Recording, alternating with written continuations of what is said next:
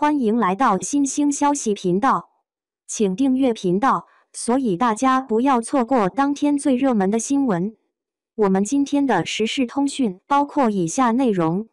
给2022上半年演技最好10位女演员排个名，袁泉第6，赵丽颖第3。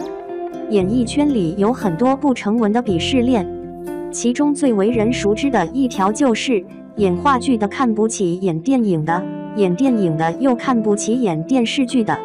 即便是对3个领域都有所涉猎的演员，也会自行在心里分出个高低。陈建斌就是一个很明显的例子。2008年新三国开拍前，记者采访他，就问到了这个话题。陈建斌很狡猾，一边笑一边慢悠悠地说出了那句名言：人前进会用到很多工具，话剧是骑马，电影是开车，电视剧是坐火车，目的一样，都是为了前进。在打了一通太极之后，他还是忍不住加了一句：我很享受骑马，享受跟大自然的亲近。言外之意，他还是把影视当成了吃饭立足的工具，把话剧当成了内心追求的白月光。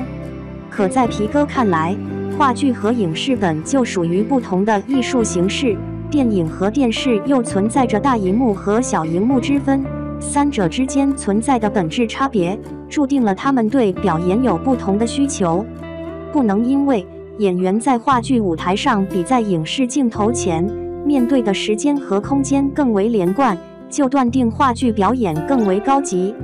也不能因为电影是注重画面的艺术，电视是侧重声音的艺术，就断定电视剧里的表演毫无看点。所有不看具体作品，仅用宽泛的艺术门类去评论演技高低的行为，都是耍流氓。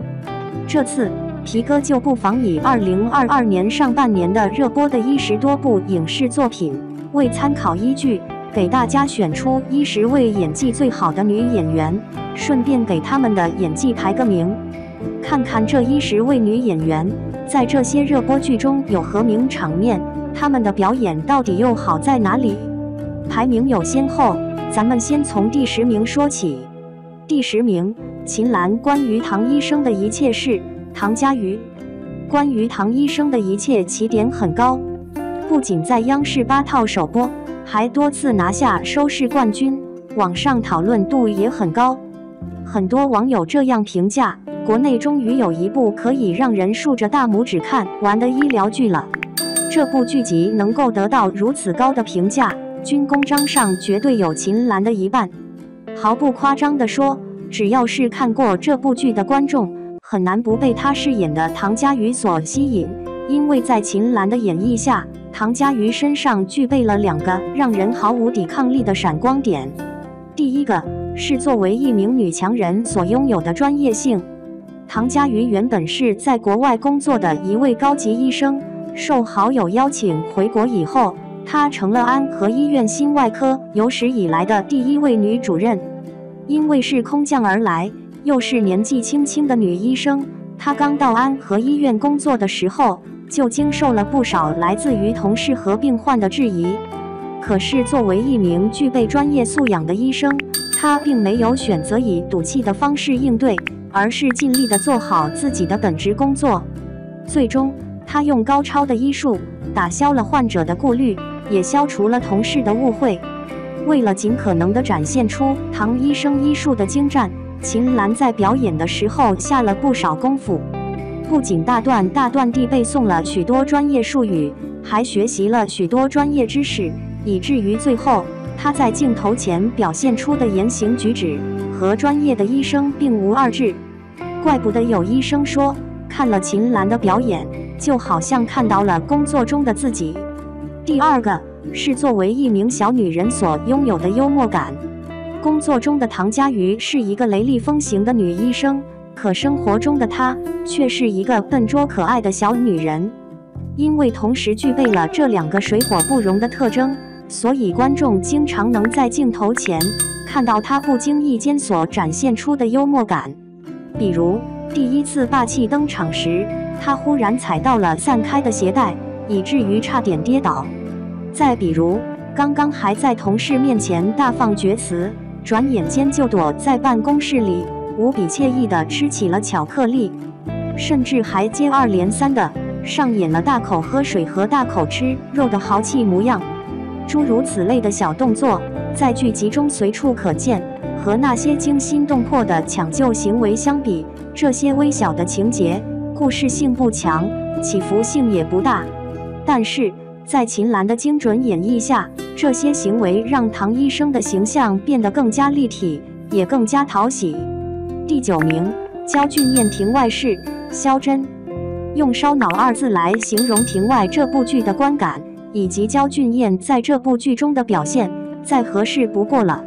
作为这部系列剧第2部分《落水者》的女主演，直到第7集的末尾，她饰演的肖真才在观众的期待声中姗姗来迟。按理说，带着主角光环出场的她，本应该瞬间吸引观众的注意，可她并没有着急忙慌地证明自己，而是依然有条不紊地沉浸在角色的成长节奏中，从而让大家误以为她就是一个可有可无的小角色，是这部剧中任谁都可以踩上一脚、骂上一句的实习律师。尤其是她露出清纯甜美的笑容时，观众就更容易相信她是一个涉世未深且人畜无害的傻白甜了。但是随着剧情的发展，观众会很迷惑地发现，焦俊艳饰演的肖真身上似乎有很自相矛盾的 AB 面。她既甜美又狠戾，既善良又奸诈，既温和又强势，她就像是天使和魔鬼的结合体，身上布满了谜团，让人看不清楚，也想不明白，却一直有欲望看下去。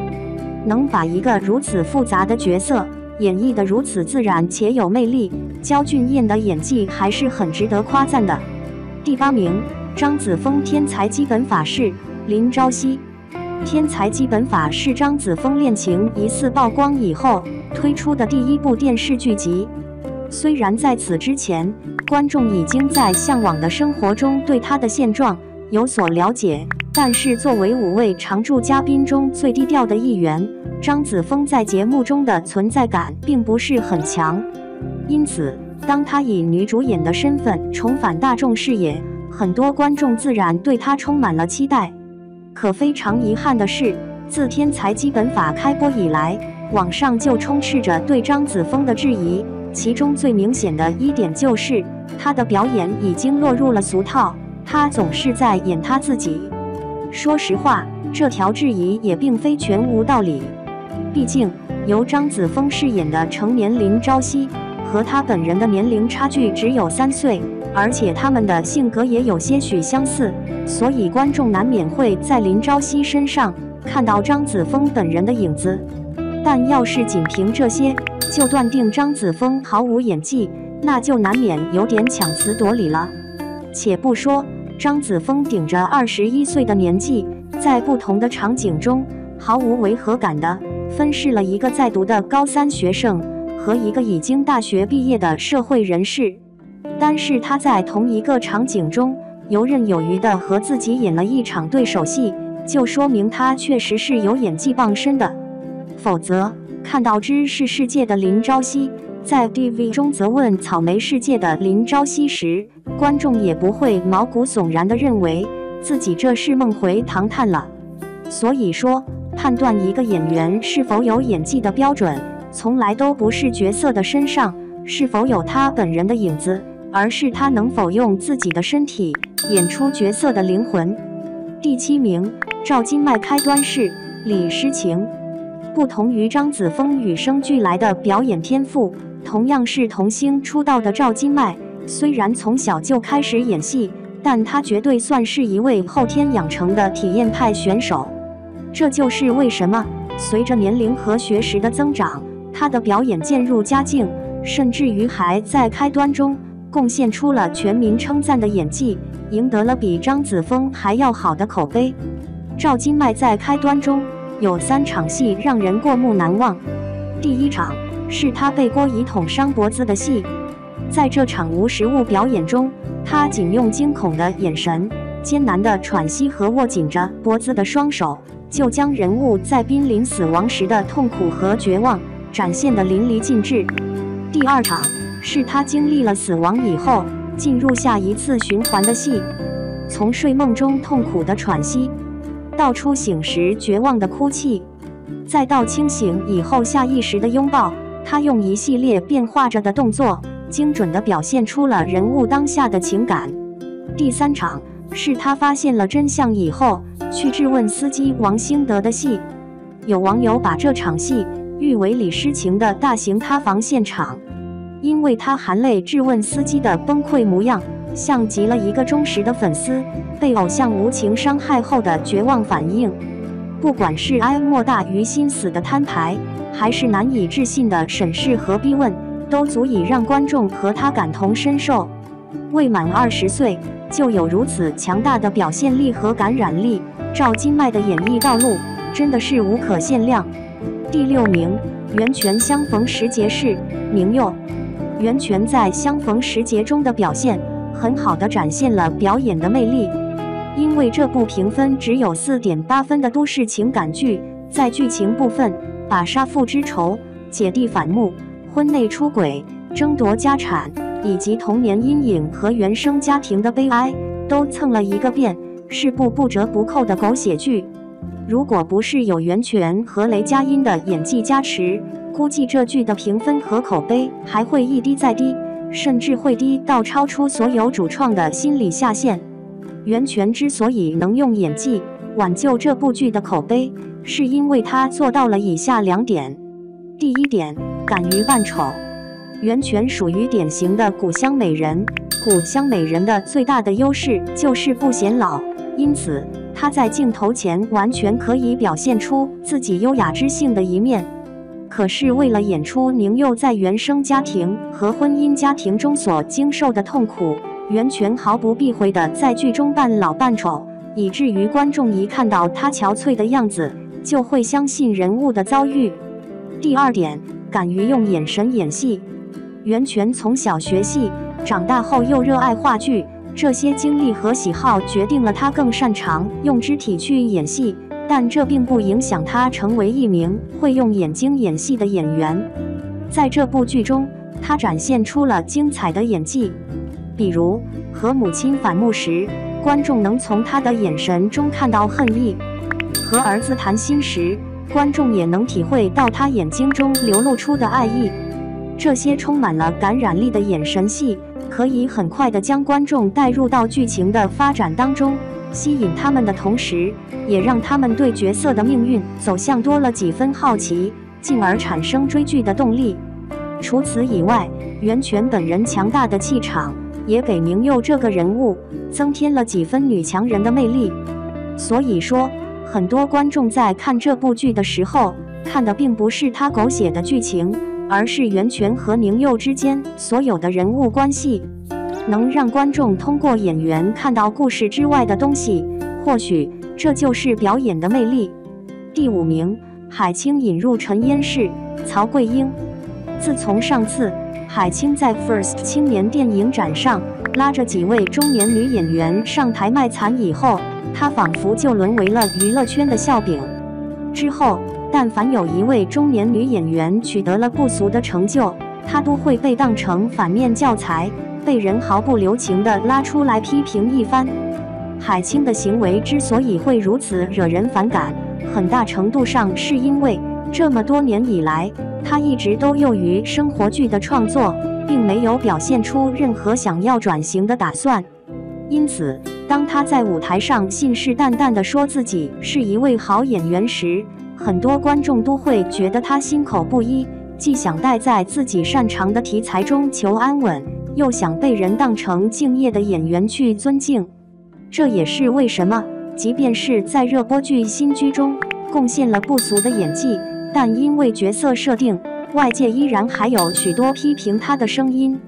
但是引入尘烟上映以后，观众对海清的质疑立刻消除了一大半。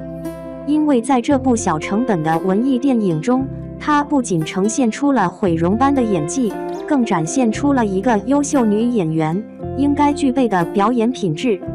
当她饰演的曹桂英蓬头垢面、衣衫褴褛，操着一口地道的西北方言，一瘸一拐地出现在大荧幕上的时候，观众很难不去相信，他确实是一位可以自己交付给角色的好演员。第4名，任素汐亲爱的小孩是方一诺。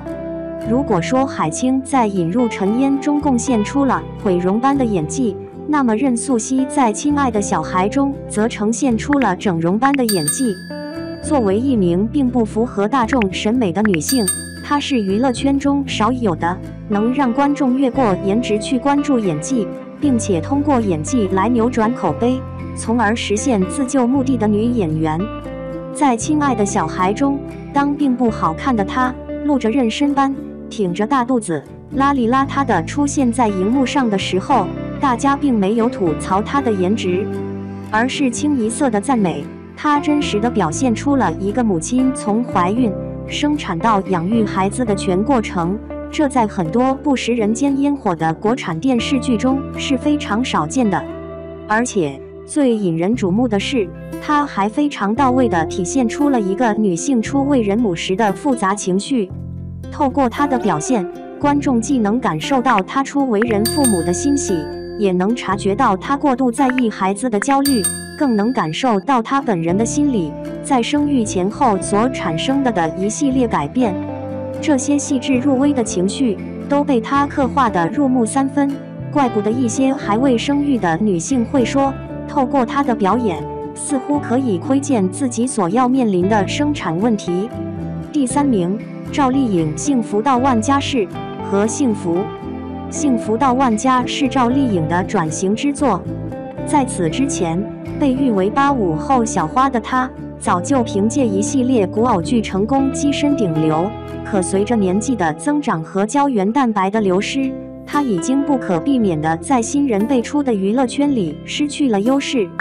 因此，能在35岁的当口得到一次和著名导演郑晓龙合作的机会，对赵丽颖来说意义重大。从《幸福到万家》播出以后的口碑来看，赵丽颖的转型无疑是非常成功的。不管是土气的农村形象，还是固执的人物特征，亦或是一些微小的细节，她都拿捏得恰到好处。尤其是她在剧中不施粉黛的素颜状态，更是能让观众感受到她对颜值的轻视，对演技的重视。正是有了演技至上的觉悟，观众才能透过她的表演，感受一个无比真实的新时代农村女性。值得一提的是，为了让和幸福这个农村女性更接地气，赵丽颖还专门给角色设计了很多微小的动作，比如走路的时候手插口袋，吃饭的时候坐姿随意，说话的时候霸气有力，诸如此类的细节展现，让和幸福这个角色更加立体的同时，也更具有农村气息。第2名，宋佳人世间饰演周蓉。电视剧《人世间》里，周蓉无疑是大家最讨厌的角色之一，她完美诠释了何为精致的利己主义者。早年，她为了追求理想和爱情，一个人跑到贵州的大山里和诗人谈恋爱，把家乡的老母亲气得中风。后来恢复高考后，为了考北大，把女儿扔在老家让弟弟抚养，自己跑去北大的校园里继续罗曼蒂克去了。再后来和冯化成结婚后，也是各种做，女儿月月都对这个母亲没感情，最后她的婚姻破裂。然而就是这么一个做女却又被上天眷顾，离婚后她被帅气稳重的蔡晓光追求，当弟弟入狱时，她反而迎来了人生的第二春。从剧作的角度看，周蓉这个角色是有些失败的。梁晓声在写原著小说时，是把周蓉当作白月光来写的。这个角色虽然有尖锐的一面，但本身是个进步的女青年，身上有诸多闪光之处。可是写成电视剧剧本后，周蓉的戏份被大量删改。剧中周家三兄妹里，她是戏份最少的，也没有一条完整的成长线，大部分的戏份就是在秀自私。连梁晓声自己都说这个角色被改得不完整了。宋佳是开机1个月后才进的剧组，当接过这个烫手的角色后，她用自己精湛的演技把周蓉演出了层次感。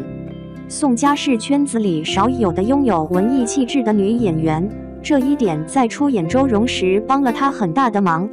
在演这个角色时，她总是能利用很少的戏份向观众传递出周蓉内心世界的困惑与迷惘。所以大家虽然讨厌她，却能感到她不是故意的。她的自私自利不是因为自身品质的恶劣，而是和时代格格不入后自我的一种保护色。后来丈夫为了诗歌拿奖不停送礼，周蓉和丈夫大吵一架，观众看得哭笑不得，但也理解了周蓉的自私源自单纯。到最后周蓉学会变通，帮蔡晓光争取到拍片的机会，这一刻观众看到了周蓉的改变，我们也和她达成了和解。宋佳演周蓉被观众嫌弃，连她的母亲都发来消息说要弃剧，其实也从侧面证明了她演技的卓越。值得一提的是，《人世间》播出时，宋佳的另一部剧《盛装》也在东方卫视热播，剧中她演了一个做事精干的女强人，两部剧穿插着看完全没有违和感，这也是她演技优秀的一个证明。梁晓声觉得剧中的角色安排让宋佳很吃亏，这么优秀的一个演员，我们没有把她用足，这是大家心中最大的遗憾之一。第一名，樱桃《人世间》饰演郑娟。《人世间》中和周蓉形成鲜明对比的是郑娟，她在剧中简直就是圣母的存在，吃了最多的苦，却为周家做出了最大的贡献，赚取了观众最多的眼泪。很多人觉得郑娟这个角色本身就讨喜，很容易演出彩，其实恰恰相反。我们来看看郑娟的经历。她从小是个孤儿，有个失明的弟弟，结个婚还是行婚，自己又被未婚夫的朋友给强奸，然后母亲是个佛教徒，还不让打胎，结果孩子生下来母亲却死了，自己和弟弟带着孩子差点饿死。后来好不容易遇到了周秉昆，结果也是命途多舛。周妈妈病倒没人管，她的照料，周秉昆进了监狱，她的撑起这个家。儿子周南考上清华出息了，结果客死他乡。看看吧，郑娟其实就是一个苦难收集者，这样的角色本质上是用不停卖惨的方式去刺激观众，角色本身是十分扁平的。但是演员樱桃拿到这个角色后，同样用自己的演技让郑娟这个角色变得鲜活起来。樱桃本身外形靓丽，保养的也挺好，气质里带着一种欲，和郑娟这个苦情角色有很大差异。但是她却用自己的方式尽力贴合了这个角色，除了借助化妆和服饰外，她最大的改变就是调整了说台词的方式和节奏。樱桃本身台词功底深厚，吐字也很清晰，但是本剧中她却故意说话很慢，有时候还含糊其辞。她就是想让观众觉得郑娟这个角色唯唯诺诺，这是一个被命运无数次捉弄的女人该有的说话方式。郑娟太善良，甚至是无底线的善良，被很多女性观众吐槽是在媚男，像一尊躯壳没有灵魂。其实并非如此，郑娟在剧中有很多戏能看到她内心的挣扎与抗争，这里面有很多细节是樱桃自己加上去的。比如郑娟问儿子周南口中的父亲是谁时，狠狠扇了自己一个巴掌，这是她在撕开伤口给儿子看时的一个本能反应。她想要反抗，但唯一能抽打的只有自己，这个巴掌打得惊心动魄。比如周南去世后，郑娟去收骨灰，很多观众会觉得她会哭成一个泪人，但樱桃演这场戏的时候是面无表情，好像一切和自己无关。这不是冷漠，而是麻木，一个被命运折磨无数次的女人该有的反应。还有周母去世时，她倚在周母怀里哭得撕心裂肺，因为周母的境遇让她感同身受，她为周母哭，也是为自己哭。这些戏里，樱桃用一些自己设计的小细节，让人看到了郑娟身上的弧光。她不是一个供男人想象的符号，而是一个活生生、血淋淋的存在。这也是好演员演技的体现。好了，以上10位女演员，就是2022年上半年演技最好的女演员。如果和你心目中的名单有所差距，欢迎在评论区中留言讨论。